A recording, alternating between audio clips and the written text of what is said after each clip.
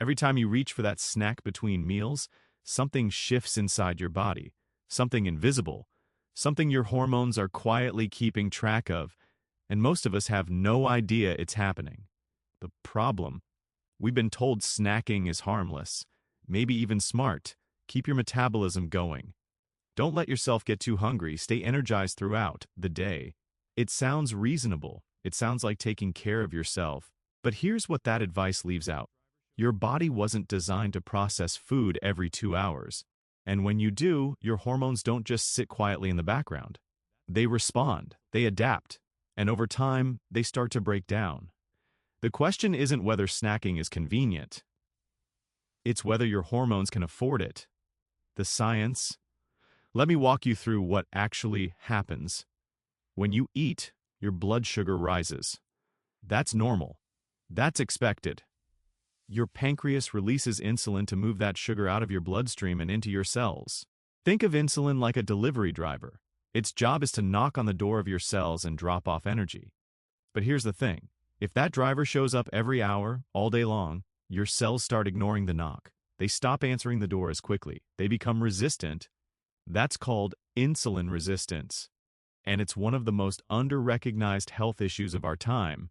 Now your pancreas has to send more drivers, more insulin, just to get the same job done. And while all of this is happening, another hormone is being silenced. Leptin. Leptin is the hormone that tells your brain you've had enough to eat. It's your internal fullness signal. But when insulin is constantly elevated, leptin stops working properly. Your brain can't hear the signal anymore, so you stay hungry, you keep snacking, and the cycle deepens. Meanwhile, cortisol, your stress hormone, starts to rise in response to these blood sugar swings. Your body interprets the chaos as stress, because it is. And cortisol doesn't just make you feel anxious, it also tells your body to store fat, especially around your midsection. All of this, from something as simple as eating a handful of crackers at 10 in the morning. Here's what most people don't realize. The problem isn't the food itself, it's the frequency. You could be eating healthy snacks, almonds, fruit, Greek yogurt, but if you're eating them every 2 hours, your hormones never get a break. They never get the chance to reset. It's like keeping your car engine running all day, even when you're parked. Eventually, something's going to overheat. The insight here is simple but powerful.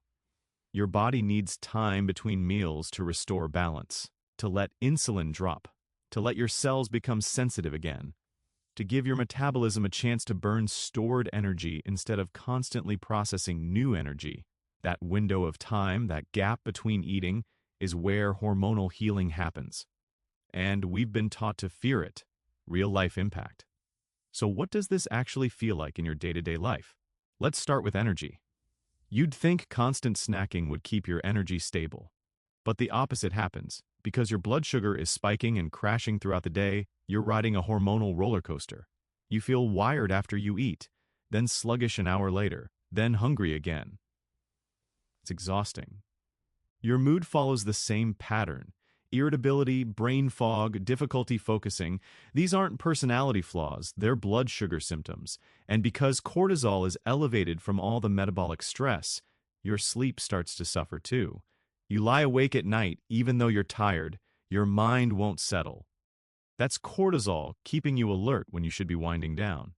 Over time, this hormonal imbalance doesn't just affect how you feel today. It sets the stage for bigger problems. Weight gain that won't budge, inflammation, hormonal disorders, increased risk for metabolic disease, all from a habit that seemed so small. What actually helps? The good news is, you don't need a complete overhaul to fix this. You just need to give your hormones more space. Here's what actually works. First, extend the time between meals. Start with 3 meals a day, no snacks in between. If that feels impossible at first, try 4 to 5 hours between eating windows. The goal is to let your insulin drop and stay low for a while. That's when your body shifts from storing energy to burning it. Second, make your meals more satisfying. If you're hungry an hour after eating, you probably didn't eat enough protein or fat. Those nutrients slow digestion and keep you full longer. They also stabilize blood sugar so you don't get those cravings that feel like emergencies. Third, notice the difference between real hunger and habit. Most snacking isn't driven by true physical need. It's boredom, stress, routine. Before you reach for food, pause and ask yourself, am I actually hungry, or am I just looking for something to do? That one question can change everything. Fourth, stay hydrated. Sometimes what feels like hunger is actually thirst or low energy from dehydration. Water, herbal tea, black coffee, these don't trigger an insulin response. They keep you feeling clear without interrupting your hormonal rhythm. Fifth, be patient with the transition. Your body has been running on frequent fuel for a long time. It'll take a week or two to adjust. You might feel hungrier at first. That's normal. But once your insulin sensitivity improves and your leptin signal strengthens, your appetite will regulate naturally. You'll feel fuller on less, and you'll stop thinking about food every hour. Long-term consequences versus small changes. Let's talk about what happens if nothing changes. Not to scare you, but because the truth matters. Constant snacking doesn't cause immediate disaster. It's subtle, gradual, cumulative. But over the years, insulin resistance deepens. Your pancreas works harder. Your cells become less responsive. Weight becomes harder to manage. Energy becomes harder to sustain. Hormonal imbalances show up in unexpected ways. Skin issues, mood swings, disrupted cycles for women, low testosterone for men. Eventually, this can lead to prediabetes, type 2 diabetes, fatty liver disease, cardiovascular strain. Not because you made one bad choice, but because small patterns compounded over time. Now here's the other side. If you start giving your body a few hours between meals, the repair begins almost immediately. Insulin levels drop, cells start responding again, leptin clears, your hunger cues normalize, inflammation decreases, energy stabilizes.